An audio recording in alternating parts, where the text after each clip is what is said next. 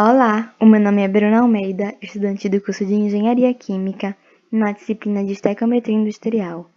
E eu vou falar um pouco para vocês sobre perdas de sacarose e a ação de micro-organismos na indústria sucroalcooleira. Bom, esse tipo de indústria produz açúcar e etanol, e por se tratar de um sistema com muitas operações e diversas variáveis de processo, ele está sujeito à ocorrência de perdas de sacarose na matéria-prima e, consequentemente, diminuição da rentabilidade da empresa, e isso não é bom. Mas, antes de tudo, eu vou fazer uma breve introdução sobre a matéria-prima e o processo. A cana-de-açúcar, como vocês podem ver na imagem, ela é a matéria-prima utilizada, pertencente à família Poaceae, que é uma gramínea do gênero Saccharum officinarum, e atualmente a cana-de-açúcar cultivada no estado de Pernambuco é o resultado da hibridização da Saccharum officinarum com outras espécies, sendo esta dividida em como, folhas e flores. A sacarose é o mais distinto indicador da qualidade da cana-de-açúcar e representa o açúcar que pode vir a ser cristalizável. Este se encontra nos comos. O processo de extração da sacarose consiste basicamente nas seguintes etapas que eu vou dizer para vocês: corte e transporte, armazenamento e preparo, moagem, tratamento de caldo, evaporação, cozimento e cristalização, centrifugação e secagem e embalagem. Na imagem acima é possível ver um dos equipamentos utilizados no processo, que é onde é realizado o cozimento.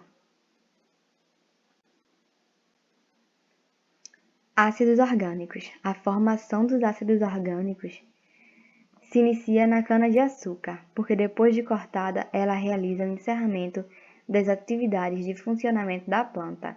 Desse modo, inicia-se o processo de deterioração natural da mesma. Os ácidos podem ser produzidos pela ação de micro-organismos. Destacam-se as bactérias do gênero Bacillus, Lactobacillus e também a Leuconostoque mesenteroides, que é o principal formador da destrana, sendo responsável pelas principais perdas de sacarose. A presença desses ácidos, o ácido acético e o ácido lático, em quantidades expressivas, deixam o meio ácido, o que induz a queda do pH, e isso ocasiona um aumento da inversão da sacarose por catálise ácida. O ácido acético, ele é resultado da fermentação do açúcar, e o ácido lático é formado no processo de carbonatação, ou seja, outra fermentação.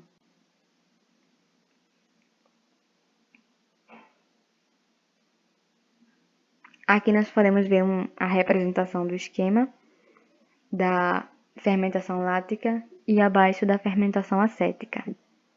Na foto ao lado nós temos a mesa de alimentação e armazenamento da cana-de-açúcar.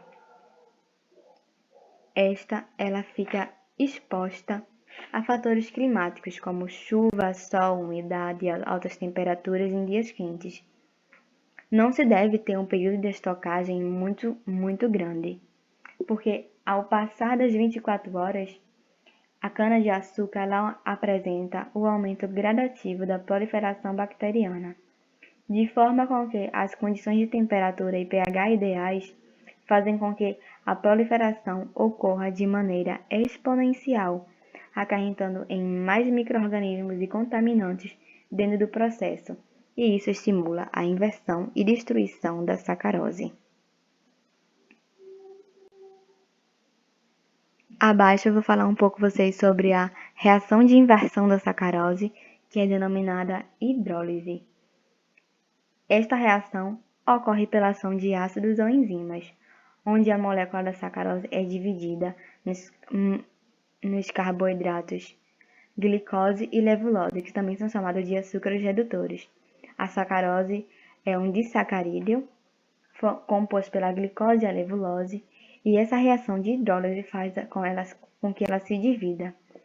Os fatores abrangentes dessa reação são a temperatura, tempo e o pH, podendo estes aumentar ou diminuir a velocidade da reação.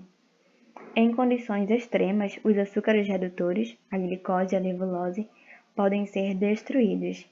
Estes mesmos açúcares desenvolvem coloração, quando estão em condições de pH alcalino e calor intenso. Em contrapartida, a indústria utiliza a química para resolver esse problema da cor no açúcar. Para a descoloração do caldo da cana, é utilizado um processo de clarificação no caldo por meio da sulfitação, utilizando o anidro sulfuroso, o SA2, como vocês podem ver aí em cima, sobre o caldo, sendo esse um gás redutor e destrói a matéria corante. A propriedade descorante é baseada sobre a tese de que o hidrogênio posto em liberdade e, consequentemente, a formação de ácido sulfúrico, como é mostrado na equação 1. Deste modo, reduzindo as substâncias corantes com a formação de compostos incolores. Na equação 2, nós podemos ver aí a formação de sulfitos responsável pelo descoloramento. Na equação 3, com a adição da cal com o pH baixo, forma o bisulfito de cálcio. Quando a acidez é conservada, a descoloração do caldo é mantida. Entretanto, quando é efetuada a neutralização do pH, a descoloração desaparece e o caldo retorna ao original. Eu vou mostrar agora para vocês os resultados obtidos nas análises dos caldos dos ternos de moenda. Essa análise foi realizada por meio da HPLC, que é uma cromatografia de alta eficiência. Cromatografia líquida de alta eficiência. No quadro, nós podemos ver os caldos dos ternos de moenda, do primeiro ao quinto terno, e a quantidade presente de glicose, sacarose, frutose, ácido lático, ácido acético, glicerol e ácidos totais, expostos em porcentagem, e os ácidos em partículas por milhão. Podemos ver que existe uma grande quantidade de ácido acético e ácido lático. E a sacarose, ela encontra-se de forma decrescente. Isso é normal porque a diluição a partir do quinto terno, ela é maior. Entretanto, a sacarose está muito abaixo do que deveria. E a presença de ácidos láticos e ácido acético, ela representa a atividade de bacilos, que podem explicar a alta polarização do caldo, ou seja, um aumento na quantidade de glicose em relação à frutose, com incompatíveis teores de sacarose, ou seja, a sacarose deveria ter mais e a glucose e a frutose deveriam estar em quantidades mais próximas. Porque os ternos de moenda eles são as portas de entrada da matéria-prima e, consequentemente, os micro-organismos aproveitam essa porta de entrada também, quando a cana está no processo de deteriorização. Agora eu vou mostrar para vocês o comparativo de ácidos orgânicos nas caixas de evaporação. Essa análise também foi feita por cromatografia líquida de alta eficiência e mostra a concentração, a quantidade de ácido lático e ácido acético nos efeitos da evaporação da indústria, de forma que foi encontrado uma quantidade muito superior de ácido acético a ácido lático. Isso indica fermentação, porque para a formação de ácido acético, que é feito pela fermentação, também indica a presença de álcool, ou seja, a cana-de-açúcar utilizada, o caldo da cana-de-açúcar, estava em um processo de deteriorização e ação de micro-organismos. Uma vez que esses ácidos chegam na usina e são formados, eles continuam durante todo o processo, podendo ser também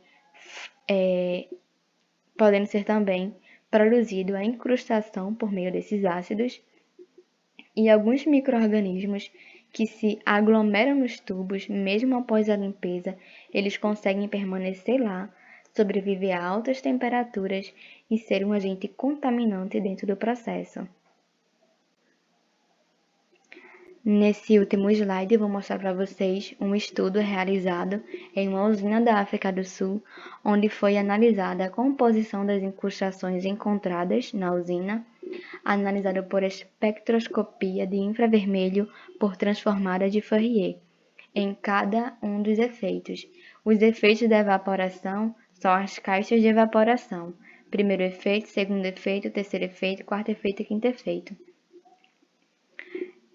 Está sublinhado de amarelo a quantidade de fosfato de cálcio e oxalato de cálcio, chegando no segundo efeito a 70,9% da composição da incrustação que foi analisada. Também foi sublinhado em vermelho a quantidade de substâncias orgânicas presentes na incrustação, podendo ser bagacídeos e outros compostos orgânicos que ficaram nessa incrustação. Mas observa-se que o sulfato de cálcio, o fosfato de cálcio e o oxalato de cálcio, eles são sais que podem ser formados a partir de ácidos orgânicos. Depois do que foi falado aqui, em virtude dos aspectos que foram apresentados, a gente observa que os ácidos orgânicos em usina sucrocoleira é um problema muito sério, porque acarreta na destruição do produto mais importante da usina, a sacarose, que é o açúcar que vai ser cristalizável. Porque depois da cana cortada, ela começa a sua deterioração natural. E quanto antes ela entrar na linha de produção da empresa, essa deteriorização ela vai ser menor, porque a atividade microbiana ela é exponencial em relação ao tempo. Quanto mais tempo naquelas condições de pH ideal, temperatura ideal, ela vai ter uma multiplicação maior. Para diminuir essa infecção microbiana, essa atividade microbiana, é importante sempre efetuar a limpeza dos ternos de moenda, a limpeza extrema das caixas de evaporação para evitar que fiquem resíduos orgânicos e causem mais incrustações. Também é necessário a utilização de alguns antibióticos no sistema e de componentes químicos que neutralizem esses sais, esses ácidos que estão presentes no caldo da cana-de-açúcar. Eu agradeço a atenção. Aqui estão as referências e muito obrigada.